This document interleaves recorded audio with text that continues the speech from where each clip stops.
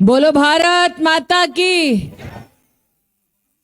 આટલું સરસ ઉદ્બોધન આપ્યું મહેશભાઈ, પછી તો બધાને જોશમાં કહેવું જોઈએ, બોલો ભારત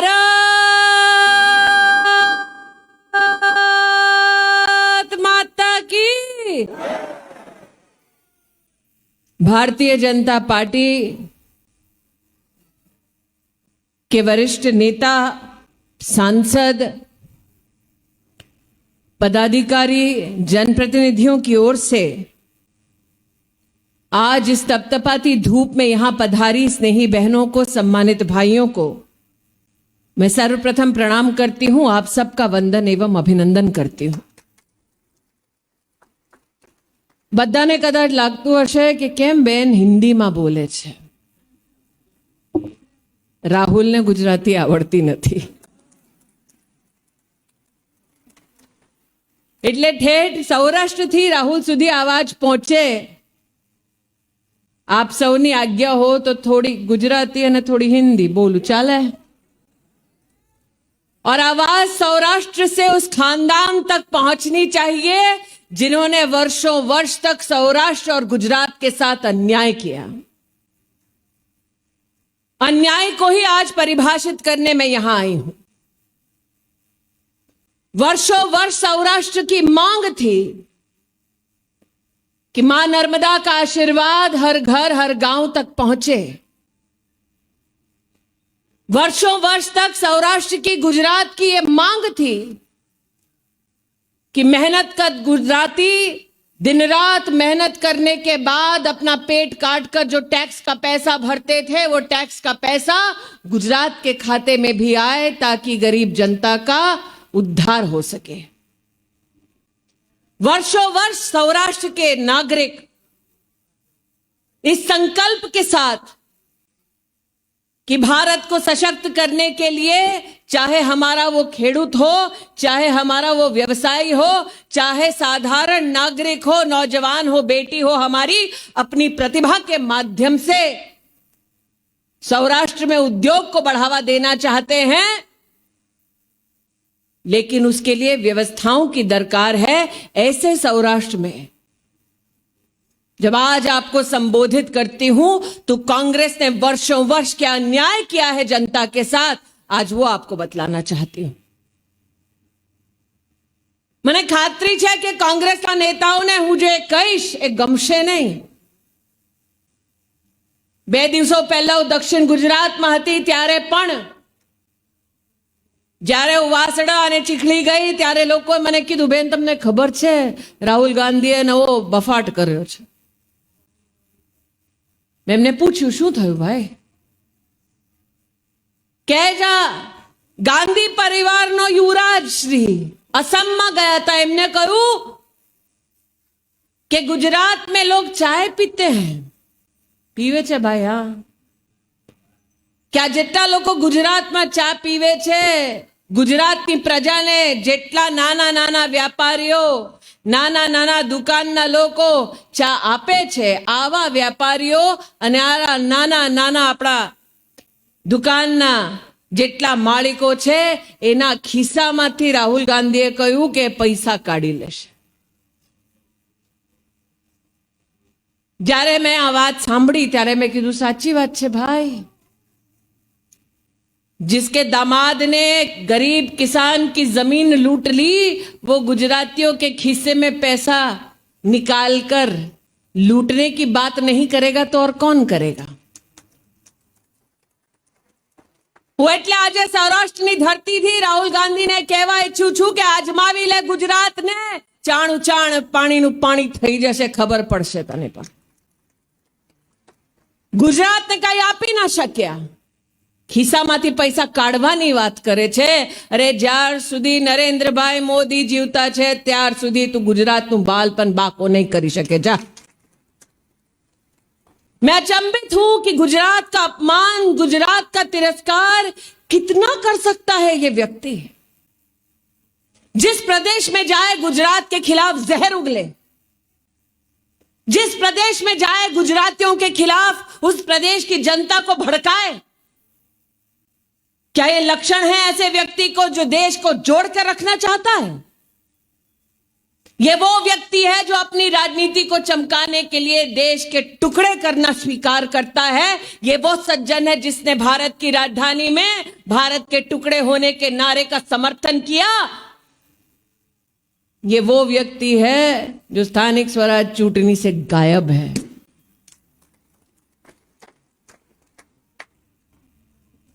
क्योंकि जब गुजरात में चुनाव होता है, छेल्ली बार जયારે આવ્યા ત્યારે મંદિરે મંદિરે ફર્યા હતા।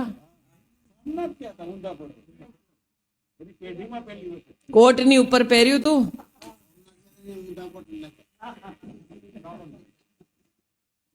जिनको मंदिर और भगवान सिर्फ तब याद आते हैं जब वोट की माया उनके सामने प्रस्तुत होती है, उनको मैं कहना चाहती हूं कि आप आए और गुजरात में विकास के मुद्दे पर बात करके बताएं। मुद्दा विकास का जब छेड़ा महेश भाई ने कहा, किन व्यवस्थाओं से चुनौतियों से उभारा स्थानिक जनता को उनके परिवार ने, तब मैं याद दिलाना चाहती हूं कि लाल किले के प्राचीर से पहली बार अगर देश की गरीब महिलाओं के लिए शौचालय बनाने का किसी ने आह्वान किया तो गांधी खानदान के युवराज ने नहीं, नरेंद्र दामोदर दास मोदी ने किया। यह एक बात सत्य है कि देश की राजनीति में कभी भी किसी गरीब परिवार की महिला ने किसी नेता के पास जाकर यह नहीं कहा कि हर दिन उसका अपमान से शुरू होता है। अनकही ये पीड़ा जिससे वर्षों वर्ष गरीब परिवार जूझ रहे थे, संघर्ष कर रहे थे, इस पीड़ा को कभी किसी कांग्रेस के नेता ने नहीं देखा। भाइयों के बीच में आज ये कहती हूं, कितनी बेटियां ऐसी, बहुएं ऐसी, माताएं बहनें ऐसी जो रात का अंधेरा ढूंढती ताकि खुले में जाकर शौच करें, बीमार पड़ती लेकिन कुछ ना कहती परिवार से, क्योंकि ये बात घर में कहने लायक नहीं थी।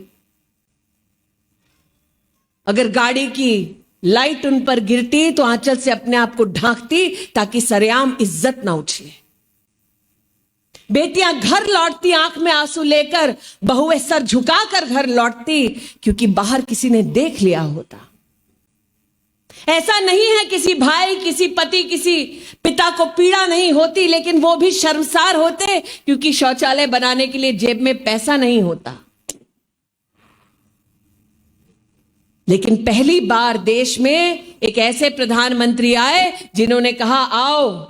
चुनाव जीत चुके थे नरेंद्र मोदी, चुनावी वादा नहीं था, लेकिन नरेंद्र मोदी जानते थे कि गरीब घर में पैदा होकर संघर्ष कितना करना पड़ता है। इसलिए नरेंद्र भाई ने कहा, आओ, कम से कम गरीब मां और बहन के दिन की शुरुआत तो इज्जत से हो, आओ शौचालय बनाओ। देश में 10 करोड़ शौचालय 10 करोड़ परिवारों के लिए जीवन में पहली बार बने जब आपने नरेंद्र मोदी को आशीर्वाद दिया। सोचिए, अगर एक परिवार में 3 लोग हैं, इसका मतलब 70 साल की आजादी के बाद भी देश में 30 करोड़ हिंदुस्तानी ऐसे थे जिनके घर में एक टॉयलेट तक नहीं था। याद करिए वो जमाना। महेश भाई, તમે તો યાદ અપાવતા હતા કેમ તમારા પરિવારે અહીંયા કેટલું બધું કામ કર્યું છે। યાદ કરો वो જમાના। અહીંયા વડીલો બેઠા છે, અમારા ઘેરમાં દીકરીના લગ્ન કરવા હોય તો બહારથી પૈસા માંગવાની જરૂરત પડે। ઘેરમાં કોઈનું ઓપરેશન કરવું હોય તો ખેતર વેચાઈ જાય, ઘરેણા गिरवी રાખવા પડે।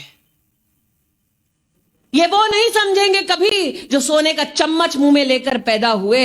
ये वो समझेगा जो गुजरात के एक छोटे से गांव में जन्मा।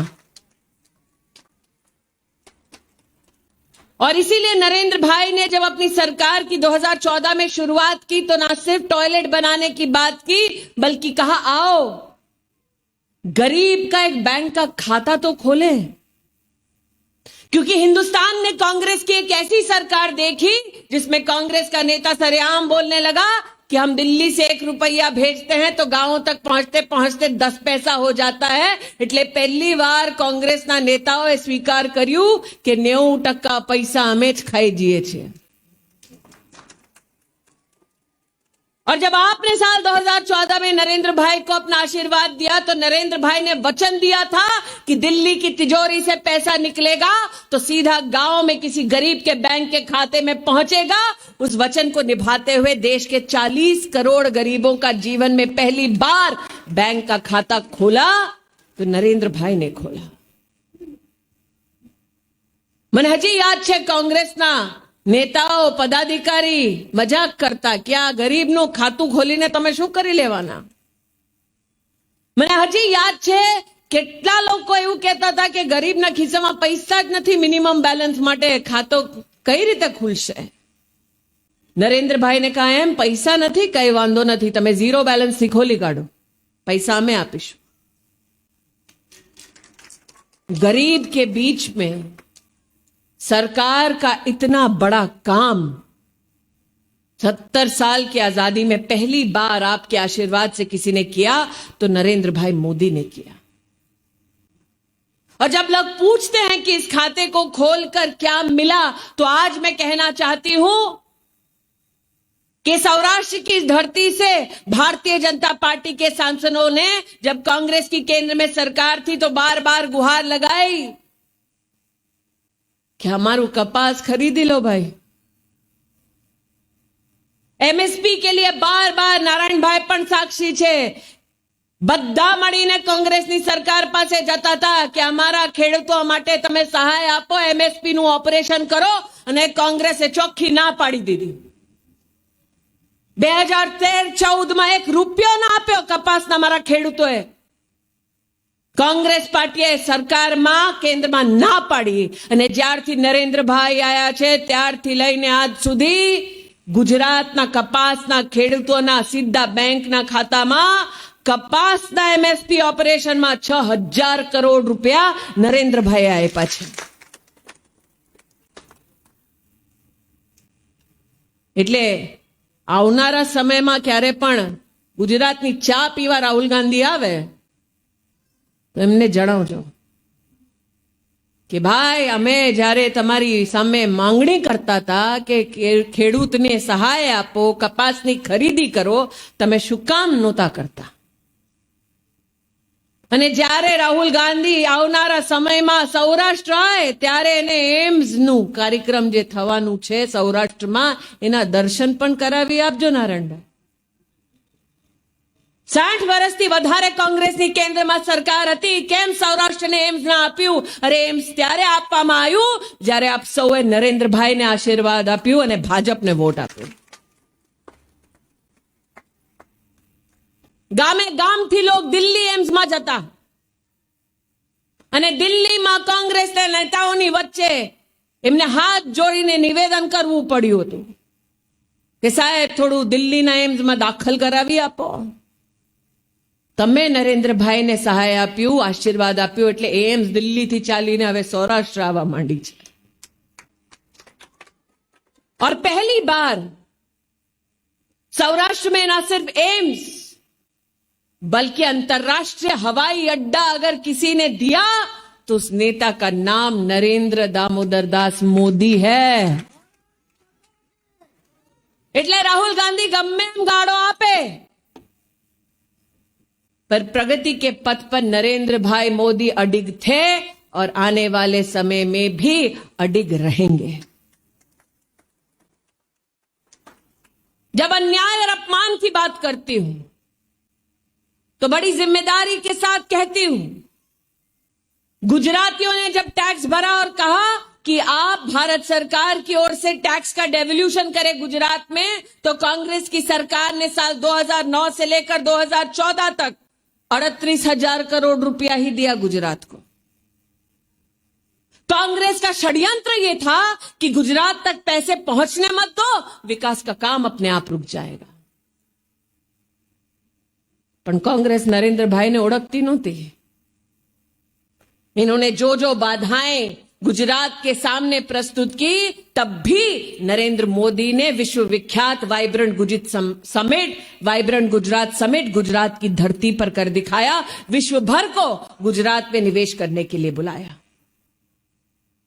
और आज मुझे ये कहते हुए भारतीय जनता पार्टी की कार्यकर्ता होने के नाते गर्व होता है कि नरेंद्र भाई मोदी जी ने टैक्स के डेवल्यूशन में 90,000 करोड़ रुपया आज तक गुजरात में पहुंचाया, सिर्फ टैक्स का पैसा। આપણે સ્થાનિક સ્વરાજ ચૂંટણીમાં જે લડી રહ્યા છે, મહેશભાઈએ કહ્યું કે અમે હકથી માંગવા આવીએ છીએ આપનું મત, अधिकार के साथ आपका वोट मांगने आए हैं, क्योंकि भारत सरकार और प्रदेश की सरकार के बीच में सेतु जो है विकास का, वो सेतु गांव गांव, घर घर, शहर शहर तक बंधे, ये भारतीय जनता पार्टी के कार्यकर्ताओं का प्रयास है। और विकास का ये सेतु बनता क्यों है? ताकि विपदा की घड़ी में भारतीय जनता पार्टी का नेतृत्व और कार्यकर्ता आपके संग खड़ा रहे।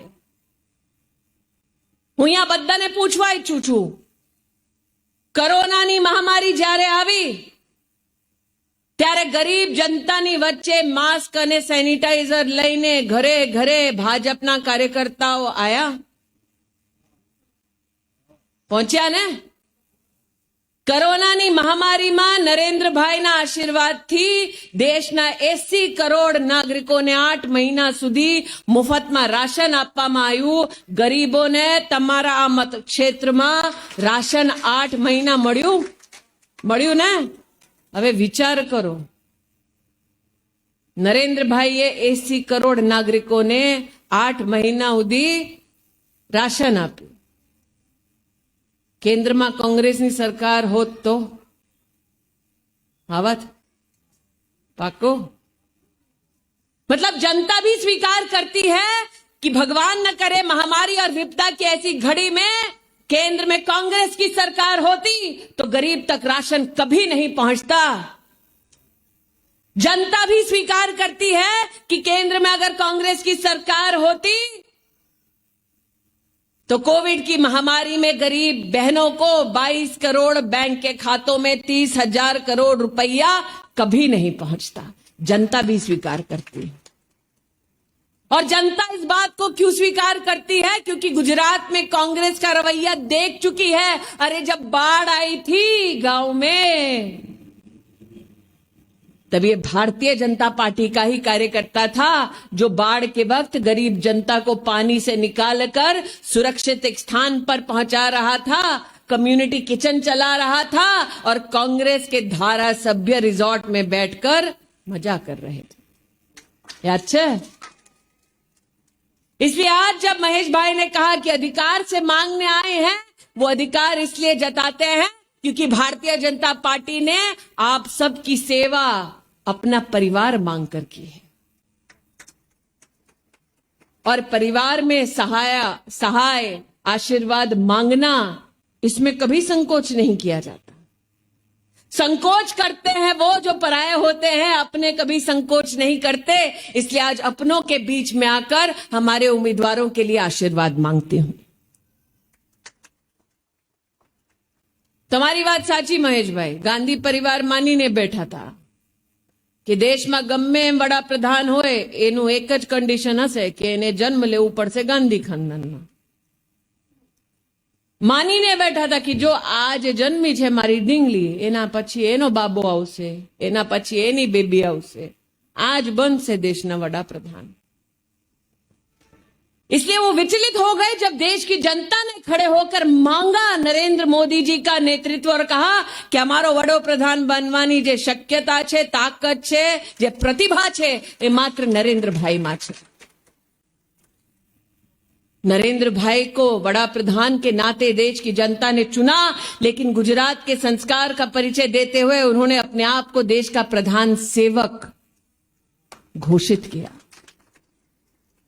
वो सेवक ही था जब गुजरात में मुख्यमंत्री के रूप में उस सेवक ने इस आह्वान को किया कि आओ, हमारे देश में कांग्रेस पार्टी ने और गांधी खानदान ने उस सरदार को भुलाने का पाप किया जिस सरदार ने कश्मीर से कन्याकुमारी तक देश को एक ध्वज, एक संविधान के नीचे जोड़कर रखा। अंग्रेजों के इरादों को नेस्तो नाबूद करके सरदार वल्लभ भाई पटेल ने सभी रजवाड़ों को एकत्रित किया और कहा कि हिंदुस्तान एक रहेगा। अगर कांग्रेस पार्टी के मन में श्रद्धा होती तो सरदार साहब का कब वो सम्मान कर देते। लेकिन कांग्रेस पार्टी ने हमेशा प्रयास ये किया कि इतिहास के पन्नों में सिर्फ गांधी खानदान का नाम रहे। इसलिए नरेंद्र भाई ने जब आह्वान किया कि आओ सरदार वल्लभ भाई पटेल जी की स्मृति में एक भव्य हम लोग मूर्ति का निर्माण करें, तो पूरे देश से आवाज उठी कि आओ हर गांव से मिट्टी लेकर हम चलें, लोहे का एक टुकड़ा लेकर चलें और स्टैच्यू ऑफ यूनिटी बनाएं। त्यारे पण ना कोने पाड़ी थी, कांग्रेसे पाड़ी। हम स्तब्ध थे कि सरदार साहेब માટે અમે મૂર્તિનો નિર્માણ કરવાની વાતો કરીએ છીએ અને કોંગ્રેસ ના પાડે છે। कांग्रेस पार्टीना नेताओ बोलवा માંડ્યા कि भाई पैसा वेस्ट થાશે। યાદ છે જ્યારે એમના ખાનદાનના નામથી લોકો મોટા મોટા બિલ્ડિંગો બાંધતા ત્યારે પૈસા ના વ્યર્થ ગયું। સરદાર સાહેબની મૂર્તિ બનાવવા માટે કોંગ્રેસ પાર્ટી કહેતી હતી શું કામ પૈસા આપો છો ભાઈ। નરેન્દ્રભાઈ આગ્રહ કર્યું હતું કે આદિવાસી ક્ષેત્રમાં સ્ટેચ્યુ ઓફ યુનિટી બને છે ત્યાં જઈને લોકોને હાથમાં કામ મળશે। તમને સરદાર સાહેબ પ્રત્યે કઈ ભાવના ના હોય, આદિવાસી અંચલના મારા ભાઈઓ ને બહેનો પ્રત્યે તો કઈ ભાવના હોવી જોઈએ કે નહીં? ના। कांग्रेस पार्टीए ચોખ્ખી ના પાડી નાખી। તેમ છતાંય નરેન્દ્ર મોદીએ કહ્યું કે कांग्रेस पार्टी ने गमતું હોય કે ના ગમતું હોય, સરદાર સાહેબની સ્મૃતિમાં ભવ્ય મૂર્તિનું નિર્માણ થશે અને થયું। और आज 50 लाख से ज्यादा हिंदुस्तानी स्टैच्यू ऑफ यूनिटी पर जाकर सरदार साहेब के चरणों में शीश झुकाकर अपनी ओर से श्रद्धांजलि दे चुके हैं। इसलिए आज आपके सामने ये कहने आई हूं कि आपको भले ही लगता हो कि आपका एक वोट स्थानिक स्वराज चुटनी तक सीमित है, लेकिन आपका वोट नरेंद्र भाई के माथे पर आशीर्वाद बनकर फलता है। वोट एक देते हो आप, 10 करोड़ गरीब बहनों को शौचालय मिलता है। वोट एक देते हो आप तो 10 करोड़ किसानों के बैंक के खाते में 1 लाख करोड़ रुपया किसान सम्मान निधि के नाते जाता है। वोट एक देते हो आप तो 40 करोड़ हिंदुस्तानियों का जीवन में पहली बार बैंक का खाता खुलता है। अरे वोट एक देते हो आप तो सौराष्ट्र के इतिहास में पहली बार एम्स सौराष्ट्र में आता है। इसलिए अपनी उस एक वोट की ताकत को पहचानो। नारायण भाई कहता था वर्षों वर्ष वीती गया,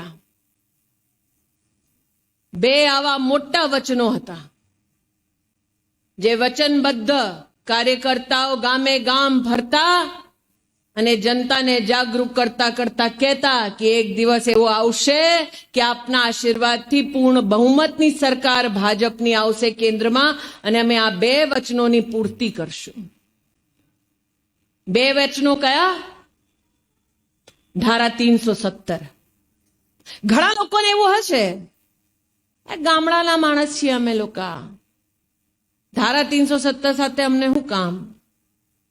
लेकिन गांव हो या शहर हो, परिवार अपने बच्चों को पहला शब्द जब सिखाता है तो उसमें भारत मां का जयगान भी आता है। उस जयगान में, उस जयघोष में भारत मां की प्रतिमा के सामने आज खड़े होकर कहती हूं कि जिस भूमि को हम जननी मांगते हैं उस भूमि के टुकड़े कभी नहीं चाहते हैं। इसलिए एक ध्वज के नीचे हिंदुस्तान एक हो, इस कल्पना के साथ भारतीय जनता पार्टी ने बार बार कहा कि आप पूर्ण बहुमत की सरकार लाकर दिखाइए, हम आपको धारा 370 हटाकर दिखाएंगे। राहुल गांधी देश के टुकड़े करने में कितनी रुचि लेते हैं, इसका एक प्रमाण और, जब धारा 370 पर देश की संसद में चर्चा चल रही थी, नारायण भाई तमें पण त्यारे हता, तब कांग्रेस पार्टी के नेताओं ने संसद में खड़े होकर कहा, क्या तो कई रीते शक्य है। नेहरूजीए કહી દીધું છે ભાઈ કે ભારત એક ના થાય। ભાજપના કાર્યકર્તાએ કહ્યું કે નેहरूજીને કદાચ ખબર નહોતી કે એક દિવસ દેશના વડાપ્રધાન નરેન્દ્રભાઈ બનશે। और धारा 370 हटाने की जब भारतीय जनता पार्टी की सरकार ने केंद्र में बात कही तो कांग्रेस के नेताओं ने चेतावनी दी और कहा, खून की नदियां बह जाएंगी, तिरंगा कोई नहीं उठाएगा। अरे जाओ भाई जाओ, तिरंगा कांग्रेस के नेताओं का मोहताज नहीं। धारा 370 हटाकर जम्मू कश्मीर के इतिहास में पहली बार स्थानीय डीडीसी का चुनाव अगर किसी ने कराकर लोकतंत्र में नए प्राण फूके तो उस नेता का नाम नरेंद्र दामोदर दास मोदी है। कितने कार्यकर्ता ऐसे जिन लोगों के दिल को ठेस तब पहुंची जब कांग्रेस ने अपनी राजनीति के लिए देश के कोर्ट में एफिडेविट तक दे डाली कि भगवान राम नाम के कोई देश में भगवान ही नहीं थे। ने नारायण भाई, घણા લોકોને ખબર ના હોય અમેઠીથી અયોધ્યા માત્ર 50 કિલોમીટર છે, કે જેના ખાનદાને આવી ક્ષેત્રમાં સત્તા પામીને બેસી ગયા હતા 50 વર્ષ સુધી, એ લોકોને આટલી ખબર નહોતી કે 50 કિલોમીટર દૂર જ અયોધ્યા છે। બોલો। અને એ લોકોએ લખીને કોર્ટમાં અરજી આપી હતી કે તમે ચિંતા નહીં કરો સાહેબ, કે રામ નામના ભગવાન જ નથી। तब राम भक्तों ने संकल्प लिया था कि पूर्ण बहुमत की सरकार आएगी, संवैधानिक तरीके से इस मसले का भी हल होगा। कांग्रेस के नेता उपहास करते थे, राम भक्तों को कहते थे कि नारा तो बहुत देते हो, मंदिर वहीं बनाएंगे लेकिन तारीख नहीं बताएंगे। यह प्रभु की असीम कृपा थी कि भले ही महामारी आई हो लेकिन राम लल्ला की भव्य मंदिर के निर्माण की अगर शुरुआत हुई तो उस भव्य और पवित्र शिलान्यास का अवसर प्रभु राम ने गुजरात में जन्मे एक व्यक्ति के हाथों में दी, देश के प्रधान सेवक के हाथों में दी। यह आशीर्वाद नरेंद्र भाई मोदी को मिला। इसलिए आज आपसे कहने आई हूं कि आपका एक वोट मात्र आपके बूथ, आपके परिवार तक सीमित नहीं है, वो एक वोट जाकर कश्मीर में भी कमल खिलाता है। आपका एक वोट मात्र आपके मत क्षेत्र तक सीमित नहीं होता है, वो भव्य राम मंदिर के कल्पना को भी साकार कर पाता है। और इसीलिए अपने मत की ताकत को पहचानते हुए पंचायत से लेकर पार्लियामेंट तक आपने नरेंद्र भाई मोदी और भारतीय जनता पार्टी के कार्यकर्ताओं को जो आशीर्वाद दिया, आज उसी आशीर्वाद के लिए आभार व्यक्त करने मैं आपके मध्य में आई हूं। आप सब सुखी हों, समृद्ध हों और पोलिंग के दिन पोलिंग बूथ पर आए और कमल को अपना आशीर्वाद देकर जाएं। आज इसी निवेदन को आपके चरणों में अर्पित करते हुए अपनी वाणी को विराम देती हूं। जय हिंद, जय भारत। बोलो भारत माता की।